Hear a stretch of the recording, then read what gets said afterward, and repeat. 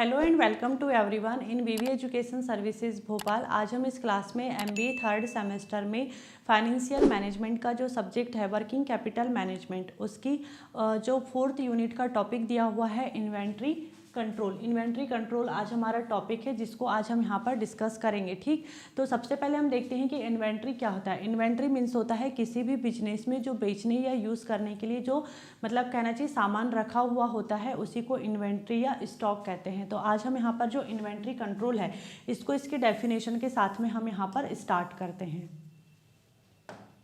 ठीक, सबसे पहले हम यहाँ पर जो इसकी डेफिनेशन को डिस्क्राइब करते हैं। बिजनेस में इस्तेमाल या बेचने के लिए रखा गया माल इन्वेंट्री कहलाता है, या हम इसी को स्टॉक भी कहते हैं।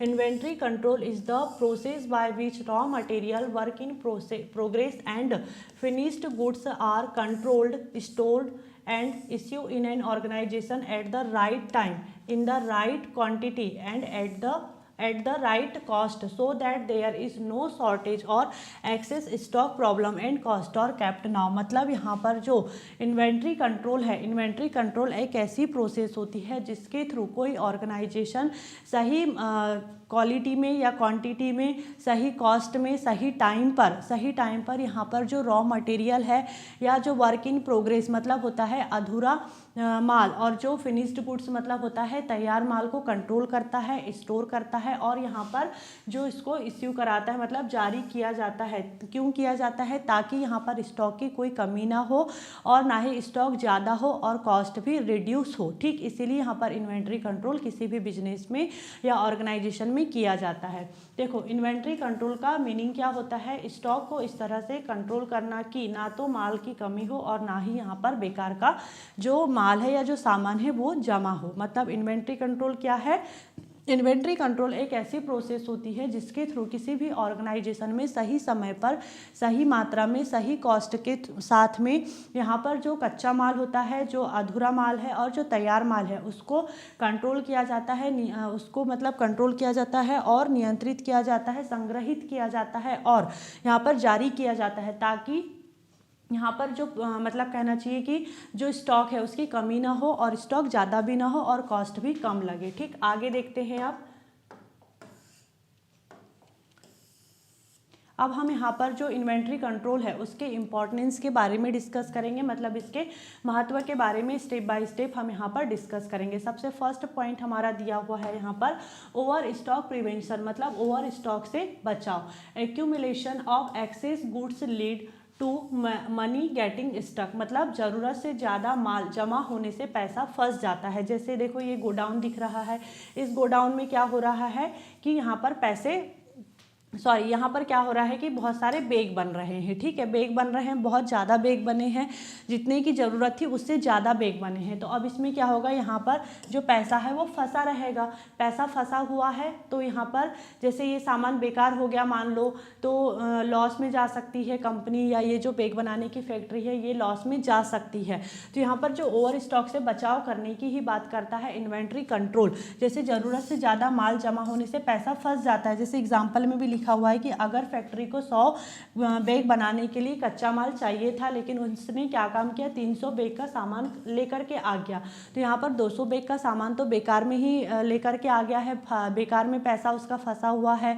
ज़बरदस्ती गोडाउन में यहाँ पर वो स्टोरेज उसका मतलब फुल हो रहा है, रखने का जो मतलब अदर एक्सपेंसेस उसका बढ़ रहा है, इलेक्ट्रिसिटी बिल बढ़ेगा, सारी चीज़ें यहाँ पर मतलब कहना चाहिए वेस्ट ही हो रही है। ठीक है, तो यहाँ पर क्या बोल रहा है ये कि ज़रूरत से ज़्यादा माल होने से पैसा फंस जाता है, इसलिए ज़रूरत से ज़्यादा सामान नहीं होना चाहिए। इन्वेंट्री कंट्रोल इसी चीज़ की बात कर रहा है, ये एक इसकी इम्पोर्टेंस है।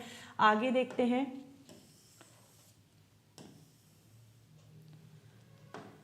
अवॉइडेंस ऑफ अंडर स्टॉक, मतलब अंडर स्टॉक से बचाव करना, मतलब work many stop due to shortage of goods, मतलब माल कम होने से काम रुक सकता है। अब यहाँ पर सबसे पहली स्टेप में क्या बोला कि सामान या जो मतलब कहना चाहिए इन्वेंट्री है वो या स्टॉक जो है वो बहुत ज़्यादा भी नहीं होना चाहिए, और अब क्या बोल रहा है कि कम भी नहीं होना चाहिए। जैसे बैग बनाने की फैक्ट्री ने क्या काम किया था, उसको 100 बैग बनाने का सामान चाहिए था, लेकिन उसने 300 बैग का ला लिया, तो उतना भी भी सामान नहीं लेकर के आना है और 100 बैग बनाना है तो ऐसा नहीं कि 50 बैग का ही सामान ला लिए, ऐसा भी नहीं करना है यहाँ पर। मतलब जितनी ज़रूरत है उतना ही सामान लेकर आने की बात कर रहा है। जैसे यहाँ पर देखो थोड़ा ही स्टॉक रखा हुआ है और यहाँ से सामान ख़त्म हो गया है। अब यहाँ पर सामान कोई सप्लायर से अगर मंगाया जाता है और उसको टाइम लगता है आने में, तो अगर पहले ही सही समय पर ऑर्डर कर दिया जाएगा, सही समय पर सामान आ जाएगा तो मशीनें बंद नहीं रहेगी और प्रोडक्शन भी चलता रहेगा। तो यहाँ पर जो इन्वेंट्री कंट्रोल है, इन्वेंट्री कंट्रोल का यही महत्व है। मतलब इन्वेंट्री कंट्रोल करने से यही हो रहा है एक ऑर्गेनाइजेशन में या बिजनेस में कि ना तो ज़्यादा स्टॉक हो रहा है और ना ही स्टॉक की कमी होने देता है ये। ठीक, आगे देखते हैं।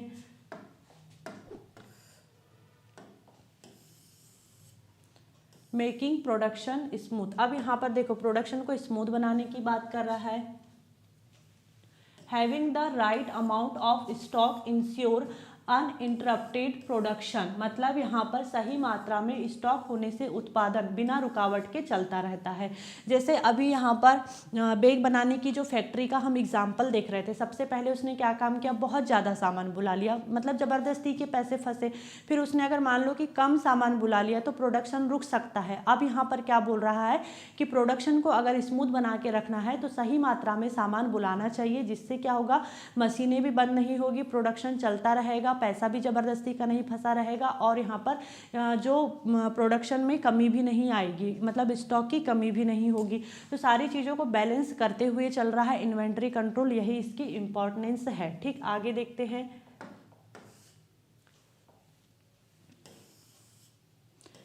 रिड्यूसिंग कॉस्ट, कॉस्ट को कैसे रिड्यूस करता है अब इसके बारे में देखते हैं। Inventory control reduce extra expenses like storage, insurance, damage and theft. अब यहाँ पर जो इन्वेंट्री कंट्रोल से जो स्टोरेज है, इंश्योरेंस है, डैमेज है और जो डेफ्ट जैसे एक्स्ट्रा खर्च यहाँ पर कम हो सकते हैं। कैसे कम हो सकते हैं, जैसे इन्वेंट्री कंट्रोल के थ्रू यहाँ पर क्या किया जा रहा था, ना तो ज़्यादा सामान मंगाया जा रहा था, ना ही कम सामान मंगाया जा रहा था। जितनी ज़रूरत थी प्रोडक्शन को स्मूथ बनाने के लिए उतना ही सामान मंगाया जा रहा था। मतलब यहाँ पर ये सारी चीज़ें, मतलब मान लो कि जैसे बहुत ज़्यादा सामान मंगाया जाएगा तो यहाँ पर क्या होगा, स्टोरेज का खर्चा बढ़ जाएगा, इंश्योरेंस नहीं हो पाएगा या इंश्योरेंस का खर्चा भी बढ़ेगा। ज़्यादा सामान रहेगा तो टूट फूट का खर्चा रहेगा, चोरी हो सकता है या फिर नुकसान हो सकता है किसी भी प्रकार से। तो यहाँ पर क्या हो रहा है, कॉस्ट बढ़ रही है, कॉस्ट रिड्यूस नहीं हो रही है। इसलिए जितना ज़रूरत है उतना ही सामान मंगाओ तो यहाँ पर कॉस्ट रिड्यूस हो सकती है। जैसे यहाँ पर एग्जाम्पल में है, एक दुकान को रोजाना 100 किलो चीनी चाहिए थी, अब उसने 300 किलो बुला लिया। ठीक, 300 किलो बुला लिया तो यहाँ पर 200 किलो चीनी को रखने के लिए उसे ज़्यादा मतलब बड़ा स्टोरेज भी चाहिए होगा, इंश्योरेंस भी ज़्यादा कराना होगा, टूट फूट, मतलब शक्कर तो टूटने वाली चीज़ नहीं है, लेकिन मान लो कि कभी किसी ने खिलौने बुला लिए, ठीक है, किसी की खिलौने की शॉप है या बिजनेस है, उसने ज़्यादा खिलौने मंगा लिया तो उसको टूट फूट होने का डर रहेगा, चोरी होने का डर है, किसी भी प्रकार से नुकसान हो सकता है। तो यहाँ पर जो इन्वेंट्री कंट्रोल है, इन्वेंट्री कंट्रोल के थ्रू ना ही ज़्यादा सामान मंगाया जाता है, ना ही कम सामान मंगाया जाता है, प्रोडक्शन स्मूथ बना रहे ऐसा सामान मंगाया जाता है जिससे क्या हो रहा है, कॉस्ट रिड्यूस हो रही है। ठीक, आगे देखते हैं। Saving of working capital. अब वर्किंग कैपिटल कैसे सेव होती है इन्वेंट्री कंट्रोल के थ्रू, more stock is equal to more money trapped. अब यहाँ पर देखो ज़्यादा स्टॉक रहेगा तो ज़्यादा पैसा फंसेगा। एग्जाम्पल में लिखा हुआ है कि एक फैक्ट्री को 1 लाख की ज़रूरत है लेकिन उसने 3 लाख का स्टॉक खरीद लिया तो 2 लाख रुपए उसके फंस गए, 2 लाख रुपए फंस गए जिसको वो दूसरी जगह पर भी यूज़ कर सकता था। उसने ज़बरदस्ती में यहाँ पर क्या काम किया है, बिजनेस वाले ने अपने पैसे फंसा के रखा है। अब वो जैसे पैसे नहीं फंसाता तो वो जैसे मशीन में यूज़ कर सकता था, जैसे न्यू मशीन ला सकता था, कभी अगर मशीन ख़राब होती तो मशीन को सुधारने में यूज़ कर सकता था, एम्प्लॉय को सैलरी देने में या अदर एक्सपेंसेस। जैसे अदर एक्सपेंसेस में क्या आता है, जैसे इलेक्ट्रिसिटी का बिल देना है, वाटर बिल देना है, कंप्यूटर है, इंटरनेट है, ऐसे छोटे छोटे एक्सपेंसेस एक कंपनी में या ऑर्गेनाइजेशन में बहुत होते हैं। तो वो इस पैसे को इन सारी चीज़ों में यूज़ कर सकता था, लेकिन उसने ज़बरदस्ती का पैसा फंसा के देखो गोडाउन में ऐसे सामान भर के रखा है। ठीक, तो इसमें यहाँ पर क्या हुआ, ज़बरदस्ती का स्टॉक भर के रखा है, पैसे यहाँ पर फंसे हुए हैं उसके। तो यहाँ पर वर्किंग कैपिटल सही जगह यूज़ नहीं हो रही है, वर्किंग कैपिटल ऐसे में सेव नहीं हो पाती है। इसलिए जितनी ज़रूरत है उतना सामान मंगाने की बात करता है इन्वेंट्री कंट्रोल, जिससे वर्किंग कैपिटल भी यहाँ पर सेव हो रही है। ठीक, आगे देखते हैं। Reduction in wastage and spoilage. अब यहाँ पर जो वेस्टेज है और स्पॉइलेज में कमी कैसे लेकर के आता है, if inventory control is done correctly good are stored only as needed and losses due to old और पेरिसेबल गुड और रिड्यूस्ड। अब यहाँ पर देखो, जो इन्वेंट्री कंट्रोल सही तरीके से किया जाएगा तो माल केवल ज़रूरत के अनुसार स्टोर किया जाता है, जिससे क्या होता है कि पुराने और जल्दी ख़राब होने वाले माल का नुकसान नहीं होता है।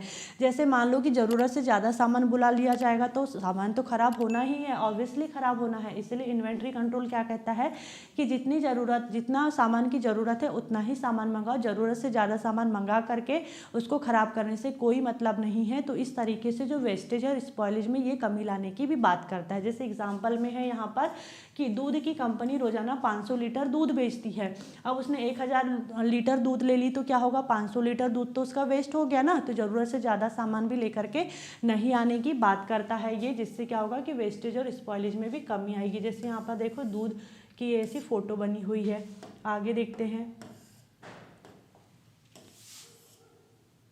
Material availability at the right time. अब यहाँ पर जो सही समय पर मटेरियल उपलब्ध भी होना चाहिए। Inventory control ensure that the right quantity of good is available in stock when needed. This prevent production disruption and ensure timely fulfilment of order. मतलब इन्वेंट्री कंट्रोल के कारण ज़रूरत के समय सही मात्रा में और सही सामान स्टॉक में उपलब्ध रहता है। इससे क्या होता है, उत्पादन रुकता नहीं है और ऑर्डर समय पर पूरे हो जाते हैं। जैसे मान लो कि कोई एक फैक्ट्री है, मान लो कि कोई बेकरी है, बेकरी में क्या यहाँ पर ज़रूरत पड़ रही है, 200 किलो आटा की ज़रूरत पड़ रही है, ठीक है।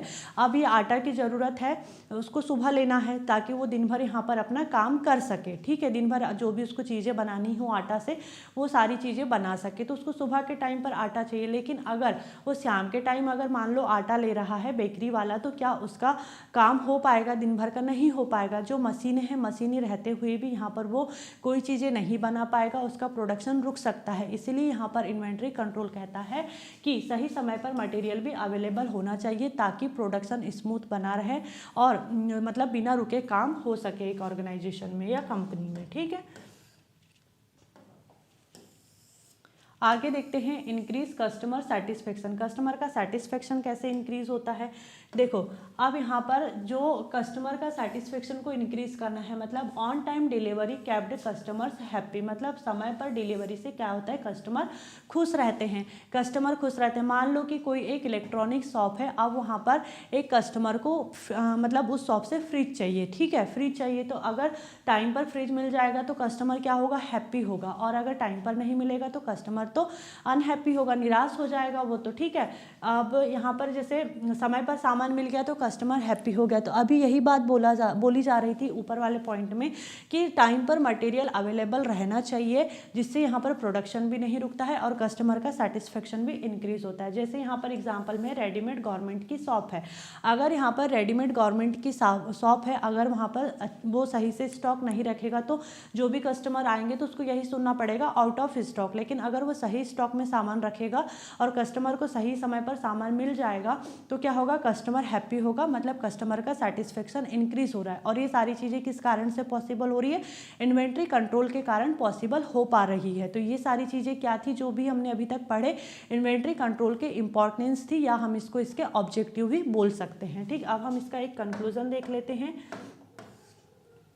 देखो कंक्लूजन में क्या लिखा हुआ है यहाँ पर, इन्वेंट्री कंट्रोल ऑर्गेनाइजेशन के लिए लागत बचाने, उत्पादन बनाए रखने और ग्राहक कस्टमर सेटिस्फेक्शन को इंक्रीज करने में हेल्प करता है, ठीक है। तो आज का हमारा टॉपिक यहीं पर एंड होता है। हमारा टॉपिक क्या था आज का, इन्वेंट्री कंट्रोल, जिसमें हमने यहाँ पर आगे क्या देखे, इसके इंपॉर्टेंस को या ऑब्जेक्टिव के बारे में डिस्कस करें। तो इसके इंपॉर्टेंस या ऑब्जेक्टिव क्या क्या थे, इसका जैसे ओवर स्टॉक को प्रिवेंट करना, अंडर स्टॉक को अवॉइड करना, प्रोडक्शन को स्मूथ बना करके रखना, कस्टमर का सेटिस्फेक्शन इंक्रीज करना, मटेरियल को टाइम पर अवेलेबल कराना, कॉस्ट को रिड्यूस करना, ये सारे इसके इंपॉर्टेंस थे। I hope this topic is clear and thank you for watching this video.